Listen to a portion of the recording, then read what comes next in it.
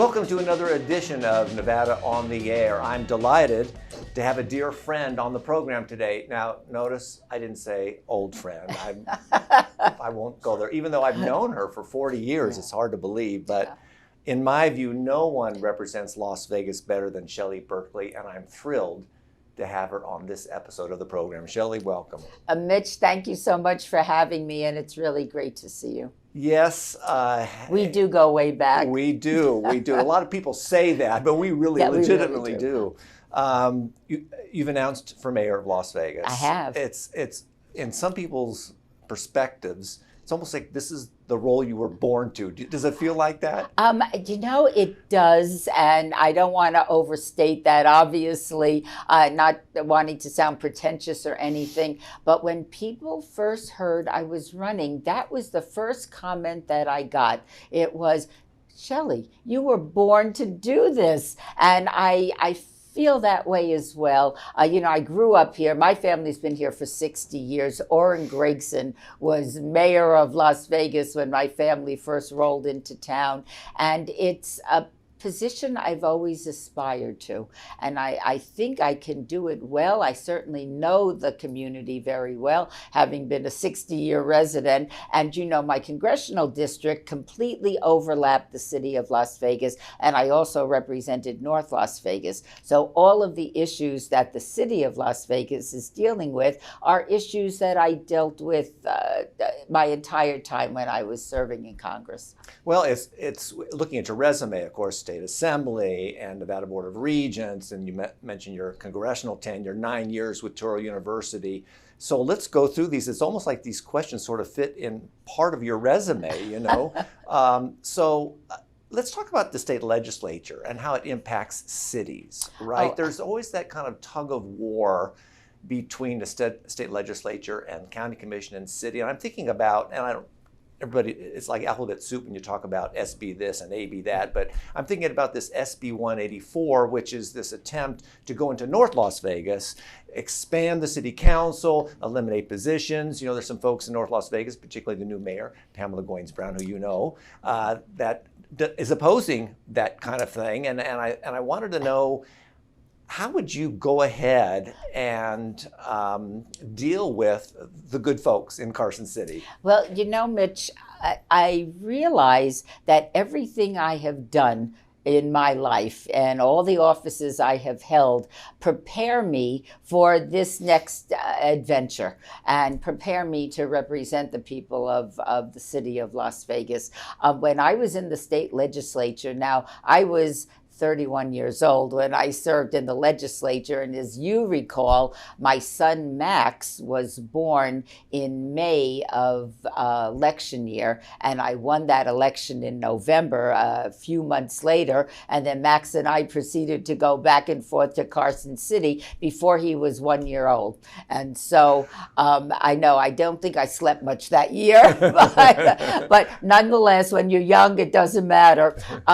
All of the things that I did when I was in the assembly, I think prepare me well because I know state government, I know the constitutional officers. Not only do I know constitutional officers insofar as what their jobs are, but I know them all personally. And I think that's going to be a tremendous benefit when the mayor of Las Vegas has an issue and can call the governor, call the secretary of state, call the attorney general and get a question answered. I think that inures to the benefit of the people that I hope to represent. In addition to that, I know the legislature well, having served in the legislature. And of course, over the years, I have worked very closely with members of the Nevada State Legislature, whether I was on the Board of Regents, whether I was in Congress. So I'm fully prepared to do that. And I think it adds an extra layer of protection for the city,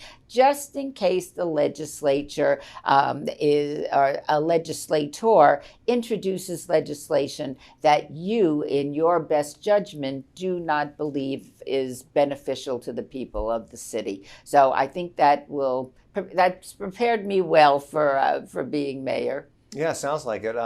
There's not only some inherent tension between the state legislature and the city, but there's well-known tension between the city and the county. And it all depends on who's chair of the county commission and who is mayor at Las Vegas at the particular time. Everything from who's going to appear at the Strip and who's going to, what about a lands bill? And you dealt with that when you were in Congress. I did indeed. How do you balance those competing interests between the city and the county? Well, interestingly enough, and I believe that it's personal. Politics is personal. Everything is personal. I happen to enjoy an extremely cordial relationship with each member of the county commission. And I am quite confident that not only our friendships, but our ability to work together will only be enhanced if I'm lucky enough to win this election. But I have spoken to a number of the county commissioners. I understand that there have been tensions forever. But I'm hoping that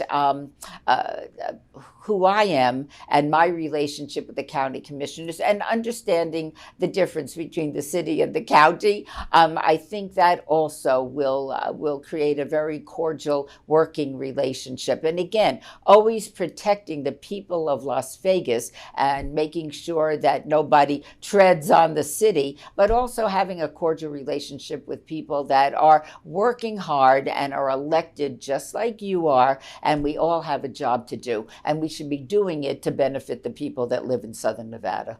You've always had an interest in education, of course, being on the Board of Regents as well.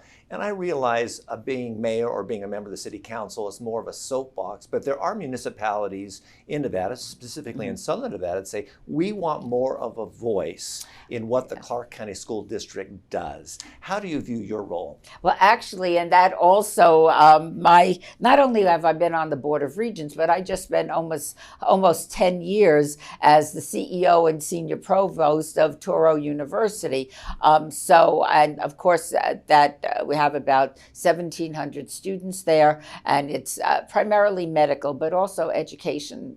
That we provide master's degrees for teachers that are already teaching in the Clark County School District. Should the Clark County School District be broken up and it becomes a responsibility of the municipalities, while I may not embrace this fully, I think it's got a lot of questions that need to be answered before anything like that ever happened. But if that should happen, I know education, I know how to do education, and I think that I would be able to steer the city if we're going in that direction. So I'm fully prepared to do that should I be called upon to do it. And you're maybe alluding to the fact there could be some inequities to the way that those districts are split up. So how do you protect some of the citizens of the city that need protection? Most definitely. And it would be, as you know, that ballot question failed in the last election. But should it pass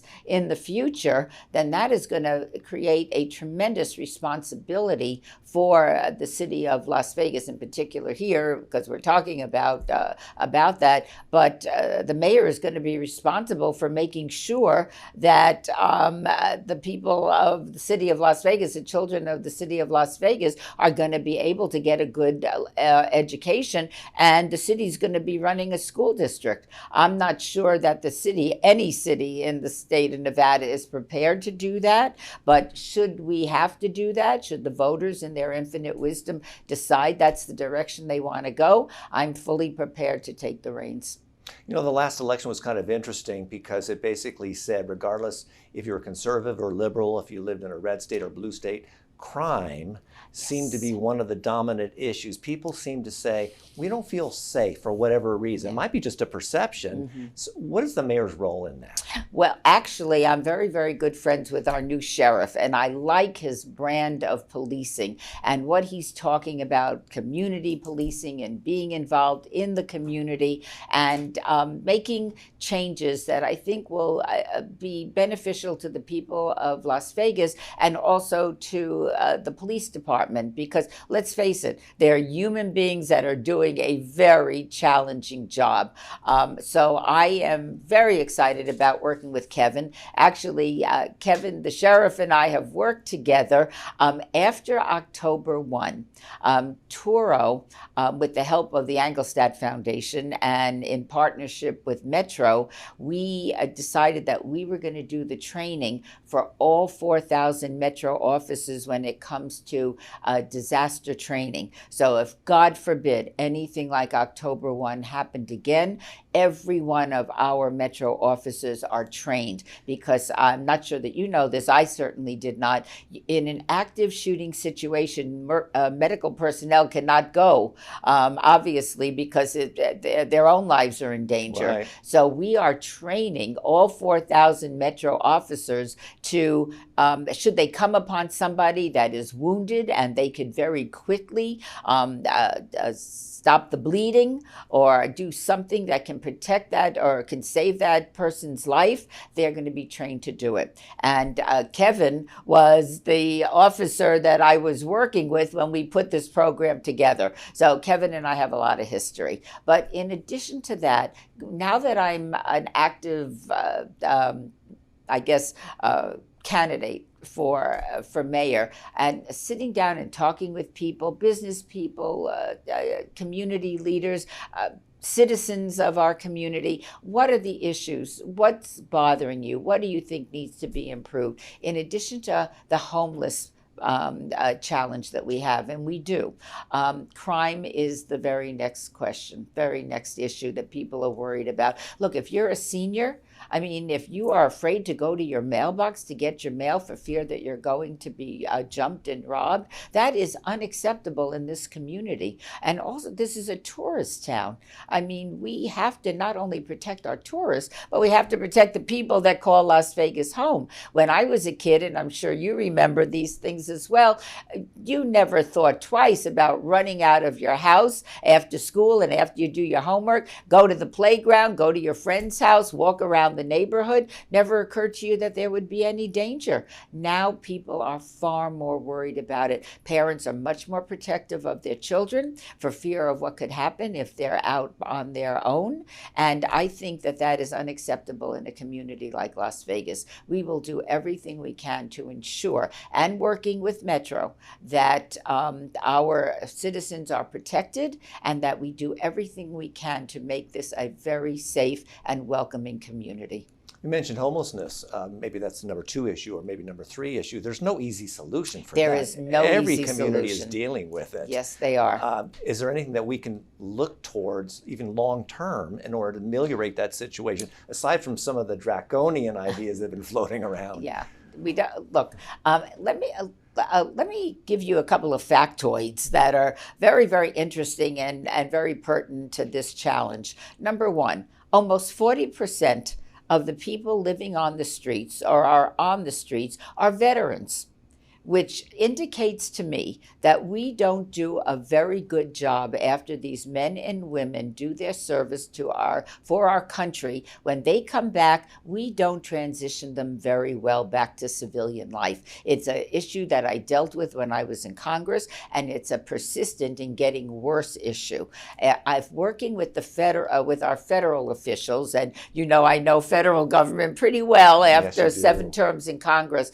We need to work together to get the appropriate funding so that we can work with our vets and not only keep them off the street, but give them a better mental ability after they have served our country with distinction to come back. They have a harder time sometimes coming back to civilian life than they had when they were in the military. That's one aspect of homelessness. The other aspect, and a friend of mine runs the rescue center, a rescue shelter.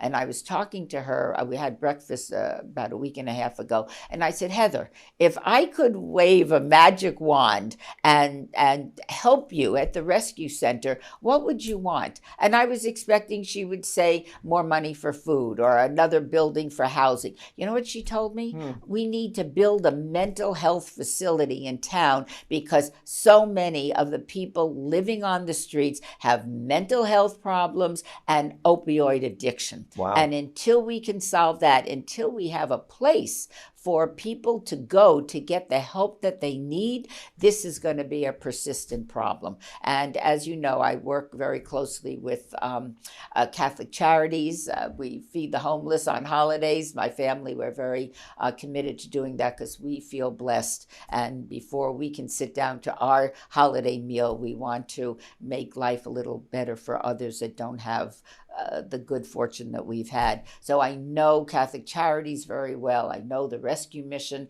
and there are ways. When I say solving, I don't mean eliminating the problem, Right. but I can say that there are solutions that can go a long way into getting people off the streets. And it doesn't mean moving them from one location to another. That is just geography. It is a multifaceted problem that we need to come to grips with. And again, in a tourist town, that should be unacceptable. The business people I talked to, Mitch, every one of them mentioned the homeless problem.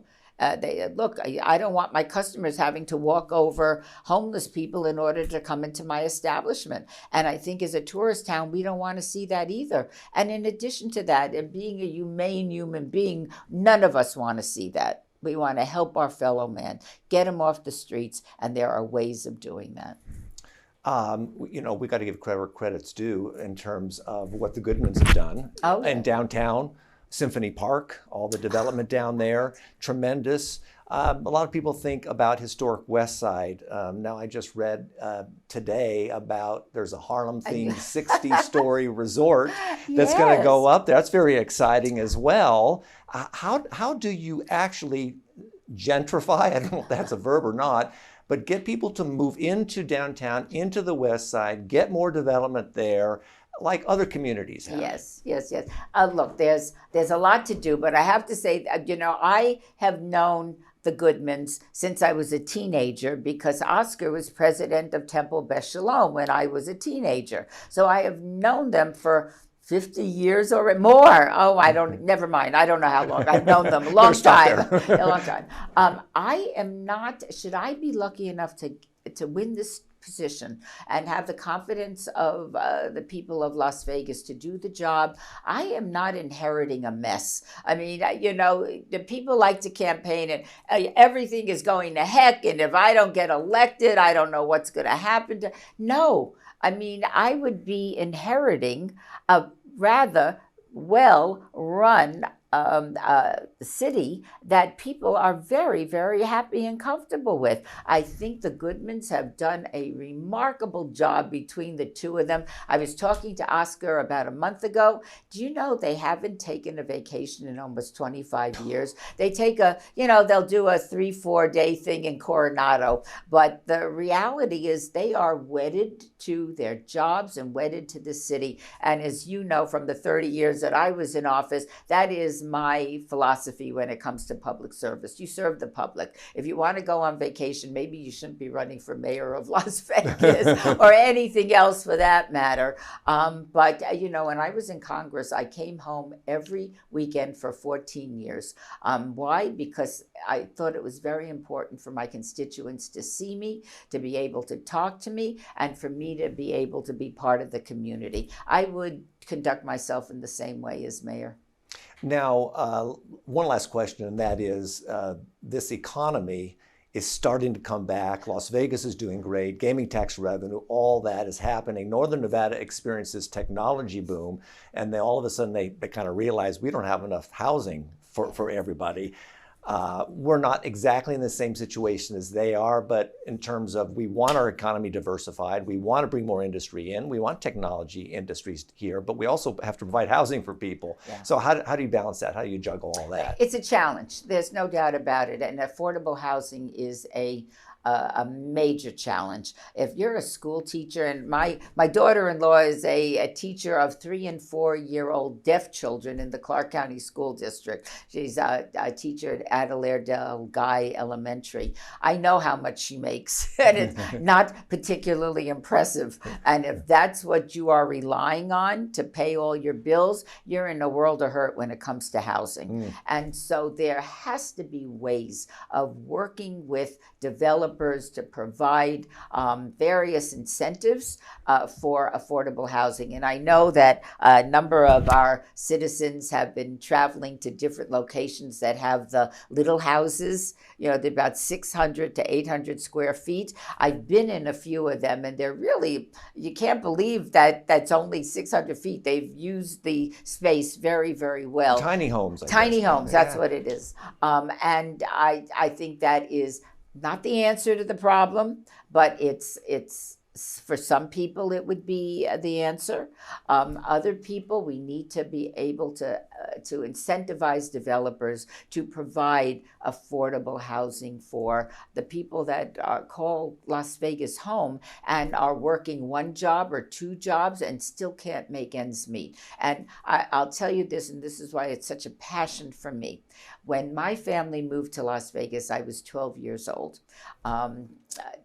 Other than the initial shock of coming here in the middle of the summer and thinking my family had taken me to hell.